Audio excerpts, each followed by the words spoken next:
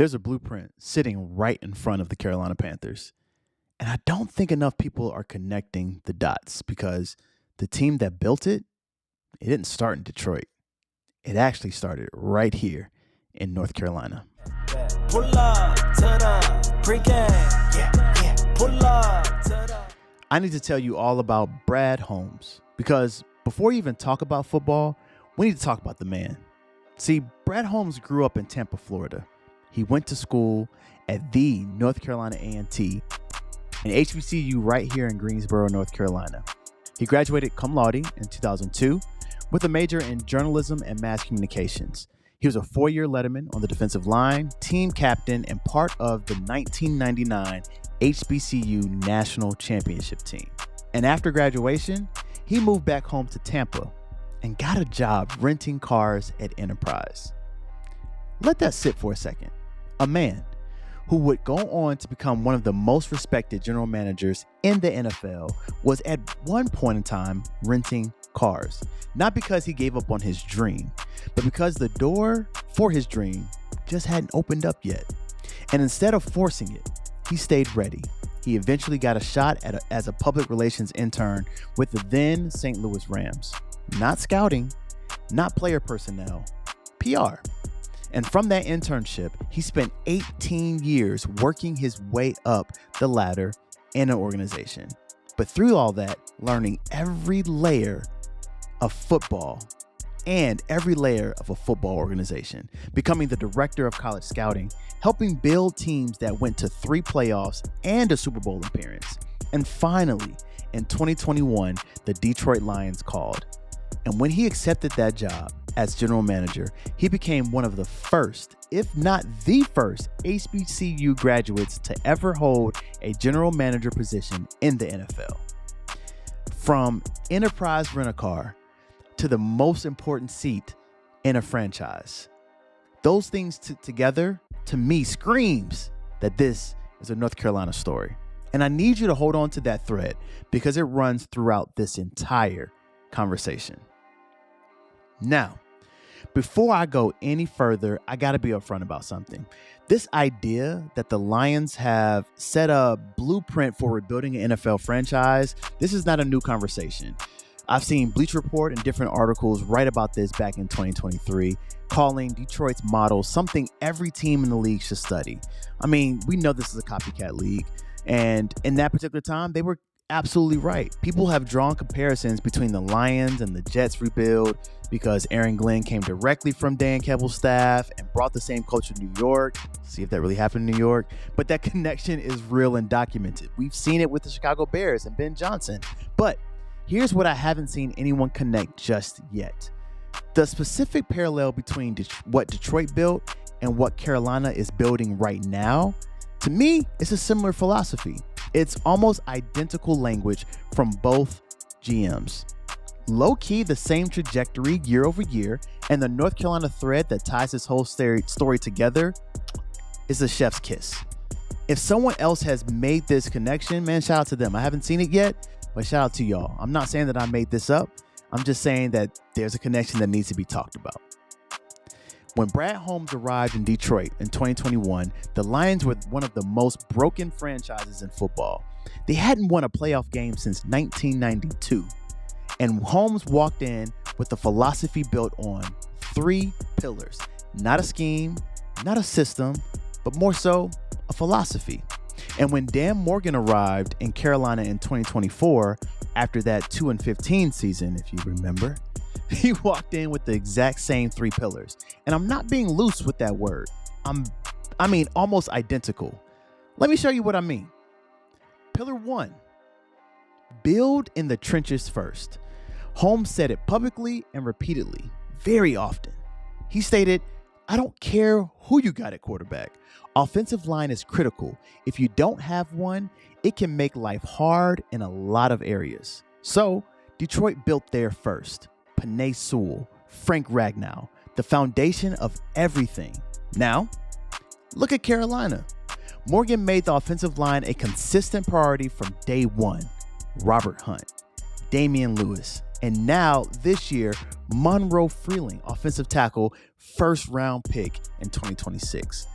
continuity and investment in the trenches year after year after year. Same pillar, different city. Pillar 2, draft best player available, always, never for need. Holmes was very clear on this. He stated, you can get in trouble drafting for need. You might reach for a player because you feel like you need that position, and you pass up on a really good player you liked even more. Best player, best fit, best culture, every single time. And Dan Morgan said it almost word for word. He stated, we're going to take the best player available. If the best player we feel is at 19, I wouldn't hesitate taking them. And the result in Detroit, 7 Pro Bowlers drafted since 2021, the most in the NFL during that span. The result in Carolina, my guy T-Mac, Tedero McMillan, 2025 Offensive Rookie of the Year. Promising rookies making big impacts on the team their first year. Just to name 3 scored, Uman Mielen, Lathan Ransom. Nationally ranked draft classes from Dan Morgan 2 years running. Same pillar, different city.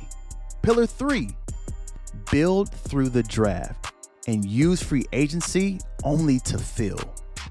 See, Holmes treated the draft as the engine. Free agency was just the fine tuning. Smart, calculated additions that fit the culture he was already building. Not splashy overpays, not chasing any particular names. Morgan's stated vision? This is what he said. Down the road, we want to hit on our draft picks, we extend our own guys, and we're not paying for free agents. That's the dream. This year we filled the need.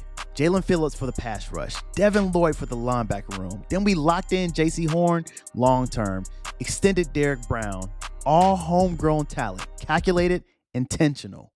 Same pillar, different city. Now let's talk about their trajectories, Detroit and Carolina. Detroit, they went from 3-13 to then 9-8 to then 12-5, then the NFC Championship game. Carolina went 2-15, then 5 wins, then 8 wins in the NFC South title, their first since 2015. Tell me that's not the same movie. And here's where the North Carolina thread comes back around, because think about what this actually means. A black man who went to school at North Carolina A&T right here in Greensboro has built a blueprint in Detroit that is now being used by a team in Charlotte, in North Carolina. An HBCU graduate who rented cars at Enterprise before anyone gave him a shot is now the architect of a model that the Panthers are currently running. You cannot write that story, ESPN. It's not a 30 for 30. This is real life. It just happened. As someone who cares about this state, as someone who cares about this team, and as someone who is a black man, that connection right there means something to me. Now, here's where I have to keep it real, because this video just isn't about celebrating where the Panthers currently are. It's truly about understanding what comes next, because Detroit showed us something equally important. After their NFC Championship run, the Lions had a step-back season. They missed the playoffs entirely, and here's what Brad Holmes did that every Panthers fan needs to pay attention to. So grab your notebook. He didn't panic. He didn't blow up the roster. He didn't go out and overpay free agents. He looked in the mirror. Holmes said publicly after that season, and I quote, "Bottom line, for our standards, this was a disappointment. If we're not in the dance and not competing for a championship, it's a failure." And then he said something that I think is the most important thing any GM can say after a hard year. And he stated, we're like, okay, look, let's make sure we're not just being the definition of insanity and keep doing the same thing over and over again. So what did he actually change? He went back to pillar 1, the trenches. The offensive line had lost Frank Ragnow to retirement and couldn't replace him. Good offensive linemen, just don't grow on trees. So Holmes made rebuilding the line his number 1 priority. He canceled rookie minicamp. He restructured the entire offseason schedule. He took a long, hard look at everything, not just the roster, but their entire internal process. And he stated philosophy never changed. Draft, develop, re-sign, and even after a down year, even when the pressure was real. Even when people were questioning everything, did they make a mistake with letting go of Ben Johnson? He didn't abandon that blueprint that he created because one season didn't go as planned. And that is the part nobody likes to talk about. Anybody can build a contender. The real test is what you do when the contender has a down year. Do you panic? Do you chase? Do you throw money at problems hoping that it fixes the culture? Or do you trust the process that you built from the beginning? See, Holmes chose to trust the process. And as Panthers fans, that's the conversation we need to be having right about now. Because Dan Morgan is going to face the same test eventually. Every GM does. The question isn't whether the hard year comes. The question is whether you have the discipline to respond to it the way Holmes did. Not with the panic, not with the desperation, but with the same conviction you had on that very first day that you decided to lay that blueprint down. And here's what I want you all to leave with, even if you couldn't care less about the Panthers or the Lions, because to me, this is bigger than football. This story is bigger than football. See, Brad Holmes didn't get to Detroit by being the most talented person in the room. He got there by being the most patient, by taking the internship he had when he really wanted the job, by spending 18 years learning every layer of a football organization before he got his shot, by trusting the work he was doing even when nobody was watching. He was building something real. And when he finally got the opportunity, he didn't try to do too much too fast. He laid a foundation. He built a culture. He stayed consistent when consistent wasn't sexy and when consistent wasn't exciting. And a city that hadn't celebrated a playoff win in 3 decades started believing again. That's the lesson. Not just for football teams, but I mean for anything that you are building in your life.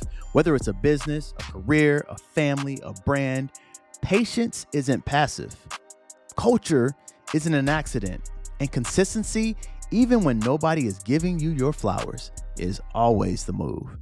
See, the Panthers are running that playbook right now. The foundation is there. The quarterback, my guy Bryce, is proving himself year after year. Bryce Young has the most fourth quarter and overtime game-winning drives of any quarterback in the league since he entered it. The draft capital that we have is building. The culture is shifting, and the North Carolina thread, from a black man that went to a HBCU in Greensboro to a franchise in Charlotte, is woven through all of it. And now the only question left is whether they'll have the discipline to see it all the way through.